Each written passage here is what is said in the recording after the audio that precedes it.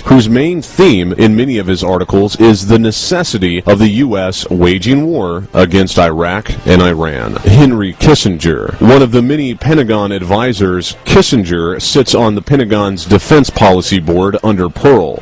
Unfortunately, President Bush nominated Kissinger as chairman of the September 11th Investigating Commission. It's like picking a bank robber to investigate a fraud scandal. He later declined this job under enormous protests. Dov Zakheim. Dov Zakheim is an ordained rabbi and reportedly holds Israeli citizenship. Zakheim attended Jews College in London and became an ordained Orthodox Jewish rabbi in 1973. He was adjunct professor at New York's Jewish Yeshiva University. Zakheim is close to the Israeli lobby. Dov Zakheim is also a member of the Council on Foreign Relations, or CFR, and in 2000 a co-author of the project for the New American Century's position paper titled Rebuilding America's Defenses, advocating the necessity for a Pearl Harbor-like incident to mobilize the country into war with Israel's enemies, mostly Middle Eastern Muslim nations. He was appointed by Bush as Pentagon Comptroller from 4th May 2001 to 10th March 2004. At that time, he was unable to explain the disappearance of $1 trillion.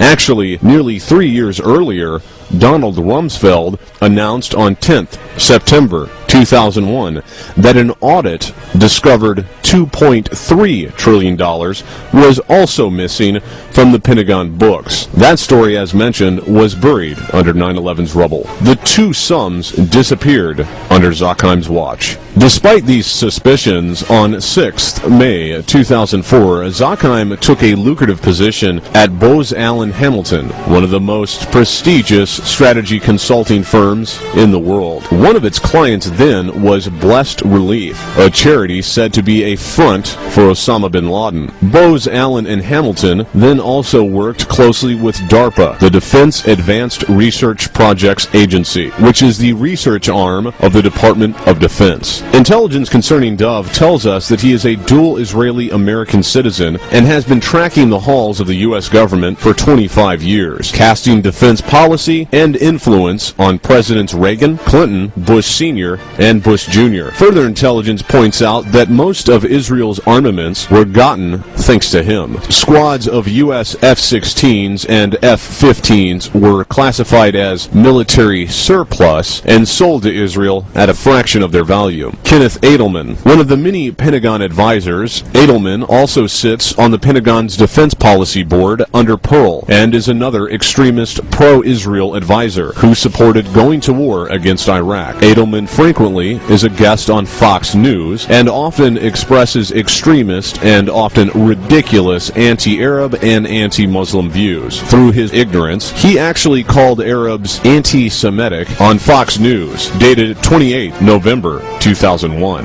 when he could have looked it up in the dictionary to find out that Arabs, by definition, are Semitic people. They are Semites. Louis Scooter Libby, Vice President Dick Cheney's ex-chief of staff, as chief pro-Israel Jewish advisor to Cheney, it helps explain why Cheney is so gun-ho to invade Iran. Libby is longtime associate of Wolfowitz. Libby was also a lawyer for convicted felon and Israeli spy Mark Rich, whom Clinton pardoned in his last days as president. Libby was recently found guilty of lying to federal investigators in the Valerie Plame affair, in which Plame, a covert CIA agent, was exposed for political revenge by the Bush administration following her husband's revelations about the lies leading to the Iraq War. Robert Satloff, U.S. National Security Council advisor, Satloff was the executive director of the Israeli lobby's think tank, Washington Institute for Near East Policy.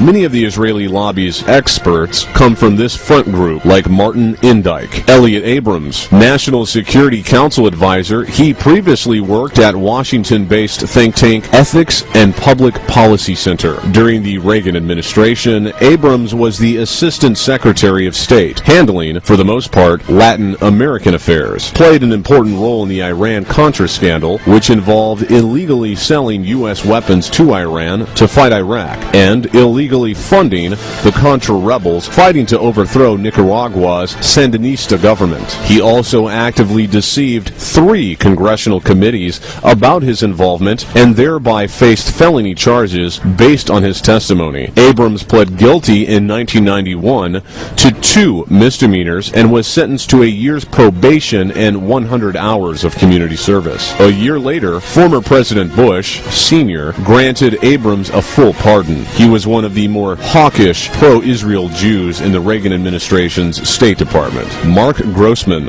Undersecretary of State for Political Affairs. He was Director General of the Foreign Service and Director of Human Resources at the Department of State. Grossman is one of many of the pro-Israel Jewish officials from the Clinton administration that Bush has promoted to higher posts. Richard Haass, Director of Policy Planning at the State Department and Ambassador at Large. He is also Director of National Security Programs and Senior Fellow at the Council on Foreign Relations, or CFR. He was one of the more hawkish pro-Israel Jews in the first Bush Sr. administration who sat on the National Security Council and who consistently advocated going to war against Iraq. Haass is also a member of the Defense Department's National Security Study Group at the Pentagon. Robert Zoellick, U.S. Trade Representative, a cabinet-level position. He is also one of the more hawkish pro-Israel Jews in the Bush Jr. administration who advocated invading Iraq and occupying a portion of the country in order to set up a Vichy-style puppet government. He consistently advocates going to war against Iran. Ari Fleischer, ex-White House spokesman for the Bush Jr. administration. Prominent in the Jewish community, some reports state that he holds Israeli citizenship. Fleischer is closely connected to the extremist Jewish group called the Chabad Lubavitch Hasidics, who follow the Kabbalah and hold very extremist and insulting views on non-Jews. Fleischer was the co-president of Chabad's Capital Jewish Forum. He received the Young Leadership Award from the American Friends of Lubavitch in October 2001. James Schlesinger, one of the many Pentagon advisors, Schlesinger also sits on the Pentagon's Defense Policy Board under Pearl and is another extremist pro-Israel advisor who supported going to war against Iraq. Schlesinger is also a commissioner of the Defense Department's National Security Study Group at the Pentagon. David Frum, White House speechwriter behind the Axis of Evil label, he lumped together all the lies and accusations against Iraq for Bush to justify the war. Joshua Bolten, White House Deputy Chief of Staff. Bolten was previously a banker, former legislative aide, and prominent in the Jewish community. John Bolton, former UN representative and Undersecretary of State for Arms Control and International Security. Bolton is also a senior advisor to President Bush. Prior to this position, Bolton was senior vice president of the above-mentioned pro-Israel think tank, AEI. He recently, October 2002, accused Syria of having a nuclear program so that they can attack Syria after Iraq or Iran. He must have forgotten that Israel has several hundred nuclear warheads, some of which are thermonuclear weapons, according to recent intelligence from the United States Air Force. David Wormser, special assistant to John Bolton, the Undersecretary for Arms Control and International Security. Wormser also worked at the AEI with Pearl and Bolton. His wife, Merav Wormser, along with Colonel Yigal Karman, formerly of Israeli Military Intelligence, co-founded the Middle East Media Research Institute, or MEMRI, a Washington-based Israeli outfit which distributes articles translated from Arabic newspapers portraying Arabs in a bad light. Elliot Cohen, member of the Pentagon's Defense Policy Board under Pearl, and is another extremist pro-Israel advisor. Like Edelman, he often expresses extremist and often ridiculous anti-Arab and anti-Muslim views. More recently, he wrote an opinion article in the Wall Street Journal openly admitting his hatred of Islam, claiming that Islam should be the enemy, not terrorism. Look, sometimes the word neoconservative is used when what they really would like to say is Jew. They being people who use that kind of language. And as a Jew, I find it offensive. There are two things that are despicable about it. The first is the imputation of dual loyalties. What they really would like to say is Jew.